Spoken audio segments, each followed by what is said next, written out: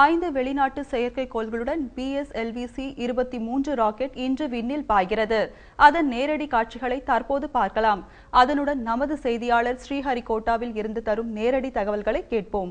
इसी PSLV के सहारे भारत का पहला चांद अभियान चंद्रयान-1 अक्टूबर 2008 को PSLV से ही प्रक्षेपित किया गया था और हाल ही में नवंबर 2013 को मार्स ऑर्बिटर मिशन ने मंगल की यात्रा प्रारंभ की, जो सितंबर में अपने गंतव्य के करीब पहुंचने की स्थिति में इसी के सहारे की गई थी।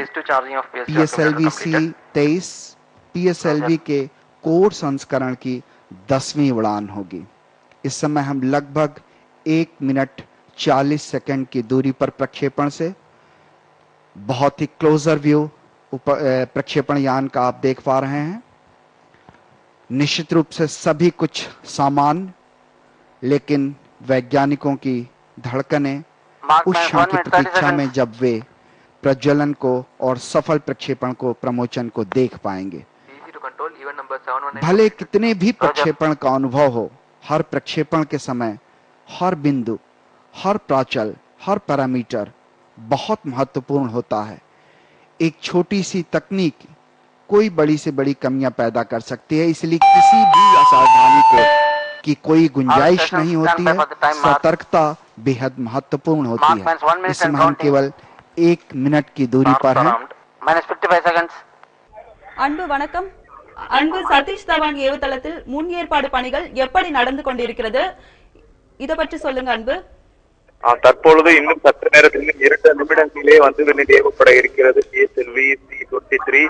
தற்பொழுது 4 நாடுகளிலிருந்து 5 செயற்கைக்கோளை இந்த PSLV ராக்கெட் கொண்டு செல்கின்றது. முக்கியமாக PSLV ராக்கெட்டை பொறுத்தவரை பல்வேறு இதுவரைக்குமாகவே வந்து 26 முறை வந்து PSLV ராக்கெட் கொண்டு சென்றதில் 35 செயற்கைக்கோள்கள் வெற்றிகரமாக சென்னில் செலுத்தப்பட்டிருக்கின்றன.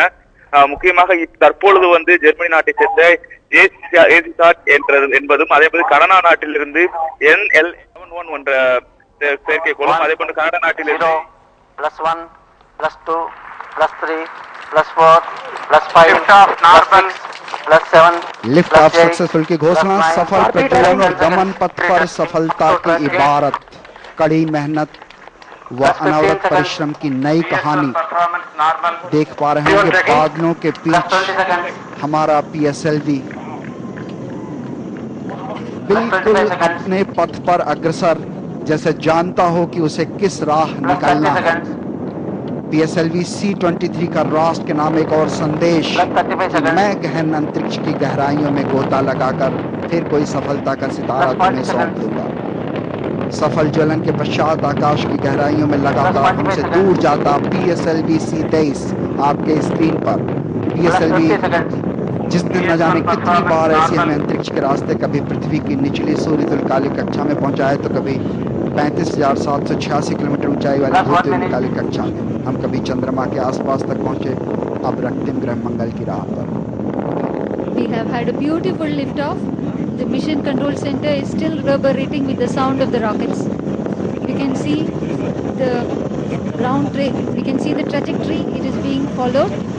Already the vehicle has reached an altitude of 25 kilometers and has a relative velocity of 981 meter per second. And we have crossed the transonic as well as the high dynamic pressure regime of the atmosphere. जी हाँ, इस समय आप अपने screen पर range versus altitude of ground देख पा रहे होंगे। हम लगभग 26.9 किलोमीटर की क्रॉस कर चुके हैं। 110 सेकंड का प्रक्षेपण समय व्यतीत कर चुके हैं। PS1 को अलग कर दिया गया है और इस तरीके से सफल प्रथम चरण की घोषणा और PS2 ignition start. PS1 has separated and the PS2 engine has started. And we can see on the second screen the flight events being displayed. The third screen is showing the range versus altitude and the ground trace of the vehicle. The fourth screen, which is visible here, shows the velocity, the altitude, the azimuth, and all the other important flight parameters. And the last screen shows the Satish infrared. Dhawan விண்வெளி ஆராய்ச்சி மையத்தில் உள்ள முதலாவது ஏவுதளத்தில் 49 மணி நேர countdown जी हाँ, நேற்று ये तो முன்தினம் rocket காலை हमें சரியா visible नहीं हो 8:52 रहा है, लेकिन மணிக்கு उससे துவங்கியது. भेजे गए அதாவது சரியா जो ஜூன் parameters 28ஆம் தேதி है, वो हम காலை बाकायदा 8:52 மணிக்கு प्राप्त हो रहे हैं. துவங்கியது. तो तीन இன்று चरण காலை சரியாக लगभग 9:52 மணிக்கு 152 விண்ணில் प्रज्वलित ஏவப்பட்டுள்ளது. रहेगा. இதுல வந்து பாத்தீங்கன்னா முக்கியமான நரேந்திர மோடி, வெங்கையா நாயுடு, ராதாகிருஷ்ணன் ஆகியோர் ஸ்ரீஹரிகோட்டாவிற்கு பார்வையிடுவதற்காக சென்றுள்ளனர். இதில் 5 வெளிநாட்டு செயற்கைக்கோள்கள் வந்து இருக்கிறது. அதாவது ஸ்பாட் 7, ஐசாட், NLS 7.1, NLS 7.2, வெலாக்ஸ் ஆகிய 5 செயற்கைக்கோள்கள் இருக்கிறது. उसमें सुरक्षा कवच अलग हो गया है 187.1 सेकंड के बाद. The payload fairing has separated. This is meant to protect the ஏற்ற vehicle. பிறகு முதல் செயற்கைக்கோள் ராக்கெட் இதுதான் விண்ணில் ஏவப்படுகிறது. இது பல வெற்றிகளை கடந்து ஏவப்பட்டிருக்கிறது தற்போது. Automatically ensure that the vehicle follows the optimal trajectory. जी हाँ, बिल्कुल अनुमानित पथ और अवलोकित पथ दोनों बिल्कुल एक दूसरे को फॉलो करते हुए उसमें सुरक्षा का बेहद महत्वपूर्ण होता है. वायुगतिकीय घर्षण से उपग्रह को बचाने के लिए और यान को एरोडायनामिक फ्रिक्शन से बचाने के लिए बेहद आवश्यक होता है. और हम इस समय द्वितीय चरण के सेपरेशन के बिल्कुल नजदीक 262.6 सेकंड के करीब ये अलगाव होना है. इस समय हम करीब 260 किलोमीटर की रेंज क्रॉस कर चुके हैं और बिल्कुल नजदीक जब द्वितीय चरण अलग होगा और तृतीय चरण प्रज्वलित हो जाएगा, आप अपने स्क्रीन पर separated, PS3 ignited. यही घोषणा का इंतजार. PS2 जो है वो सेपरेट हो चुका है और PS3 जो है तृतीय चरण वो प्रज्वलित हो गया है.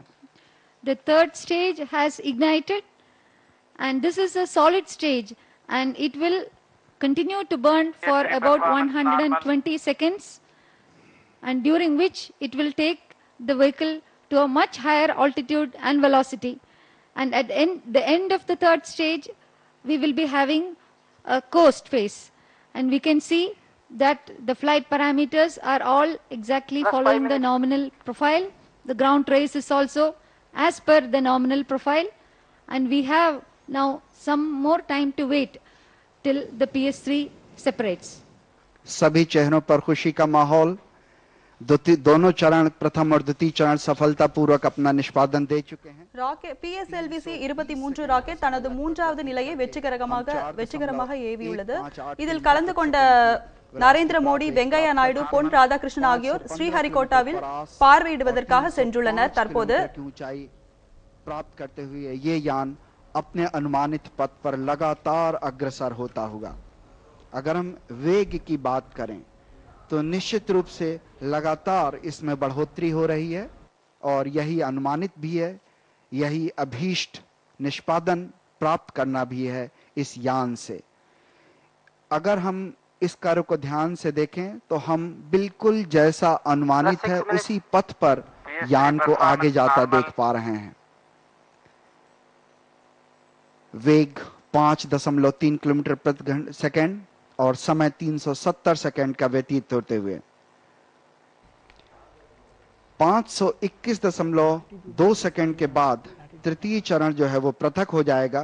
लेकिन इसके पहले 140 सेकंड जैसा ललितमका मैडम जी बता रही थी कि कोस्टिंग का जो वो पीरियड है वो यहीं से प्रारंभ होता है, माने इसके दहन के इतने पश्चात. तो ये जो टर्निंग आप देख रहे हैं यहाँ के बाद कोस्टिंग प्रारंभ हो जाती है. The vehicle has started its coast phase, and one of the important aspects of the launch clearance procedure is the space object proximity analysis.